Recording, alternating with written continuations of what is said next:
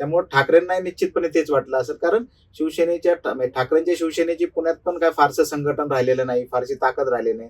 अशा वेळी जर प्रशांत जगतापच्या रूपाने त्यांना एक चांगला चेहरा मिळाला असता तर तो त्यांच्या फायद्याचा ठरला असता. म्हणूनच त्यांनी तो विचार केलेला दिसतोय, की ठाकरेंनी प्रशांत जगतापांना निमंत्रण दिलं होतं त्यांच्या पक्षातील. आता प्रशांत जगताप ठाकरे सेनेत न जाता काँग्रेसमध्ये गेला, याची कारण वेगळी आहे. पुणे म्हणजे तुम्ही बघा, प्रशांत जगतापांचं ड्रीम विधानसभा लढवली, त्यांना पुणे लोकसभा लढवायची होती. आता पेच कुणाकडे शिल्लक आहे त्यांना? तर काँग्रेसकडे. पुण्याची काँग्रेसची जागा आघाडीत काँग्रेसच लढवते.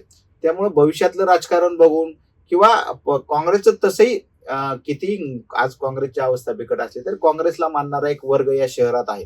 म्हणजे प्रशांत जगतापांचं पुढचं राजकारण कुठे फुलेल तर काँग्रेसमध्ये फुलेल. ठाकरेंच्या सेनेत त्याला मर्यादा होत्या, कारण यांच्याकडे कुठल्याही विधानसभा मतदार आज ठाकरेंचा आमदार नाही.